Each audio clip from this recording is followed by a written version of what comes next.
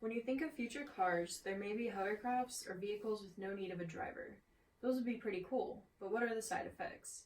You would think you don't have to worry about them for a while, but guess what? They are already here in existence. But are they really going to be our future? Later on, self-driving car electric models may decrease the world's carbon footprint. Also, with the correct supervision, they would lead to less vehicle-related accidents. Self-driving cars lead to a poor economy, danger to public safety, and undefined responsibility of human owners. The economy has hit a very low point due to COVID-19. Many businesses have closed and some just can't possibly get any business. I believe if self-driving cars became available for anyone tomorrow, public transportation would be driverless. This would eliminate many jobs for those who transport for a living.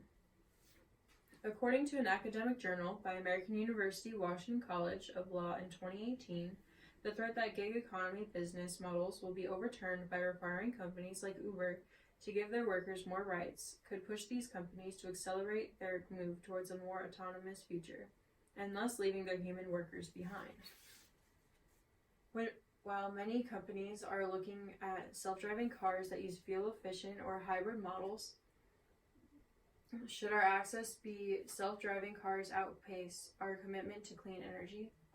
We may be looking at much more pollution. Getting out of your car at the front of the movie theater without needing to park sounds good in theory, but if your car you're driving is not electric, emissions will be worse than leaving your car on the entire time while you watch the movie. The electric charging stations needed for these new cars would cost the government a lot of money for the placement of them throughout parking lots and streets. On March 18, 2018, Elaine Herzberg became the first pedestrian fatality from a self-driving car, when she was struck and killed by an automated Uber test vehicle operating with its automated driving system engaged. Herzberg was crossing a street at night and the automated driving system failed to detect her as she crossed the street. The safety driver conducting the testing appeared to be distracted and not monitoring the roadway. The accident demonstrates that even though they may hold great promise for society, self-driving cars also pose a danger to the public when they malfunction. The safety of the public may be in danger with no human in control of the wheel. They say self-driving cars are one of the safest transportation vehicles with many sensors and programmed movements. Even if a self-driving car performs flawlessly at first, it is possible for the programming that runs through the cars to be updated by the car company with a fault string of codes. Errors like this may cause annoyance on our computers and mobile devices, but also potentially cause car accidents with the self-driving cars. According to the Ethics of Accident Algorithms for Self-Driving Cars by Nahum and Smids, self-driving cars are programmed with ethical algorithms that may not be agreed upon by everyone. In their example, the trolley problem in the car then make its own decision on the result of a human-driven vehicle in a self-driving vehicle accident. These decisions may cause the car to kill a pedestrian to avoid the other car due to programming which involves keeping the passenger of that vehicle safe at all costs.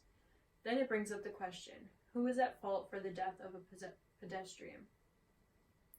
The academic journal says, with the occurrence of serious crashes and collisions, especially if they involve fatalities or serious injuries, people are disposed to want to find some person or persons who can be held responsible, both morally and legally. This is an unavoidable aspect of human interaction. This would lead to many problems in courtrooms or certain situations for family of now dead pedestrians who want to place the blame on someone, but can't because it's only the car. According to an academic journal by M.A. Spencer called When Rubber Meets the Road, although automated vehicles hold the promise of enhancing safety by reducing the traffic accidents, they also pose new threats to the public. These risks arise as a result of a number of issues, including unrefined technology, equipment malfunctions and failures, human error, and public opinion. Since the cars make their own decisions in these situations, they must be pre-programmed with a set of morals. In 2019, Caroline Riegler made the point, sophisticated algorithm design options in self-driving cars may result in a certain compromise between dangers to passengers and threats to pedestrians. We're hyping the fact that there will be fewer traffic deaths, and that's true.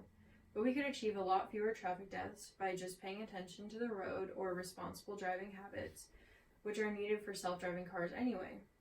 There's been an epidemic of obesity in the United States, and obesity is taking a toll at an increasing rate of people dying from diseases like diabetes, heart disease, and cancer, and others.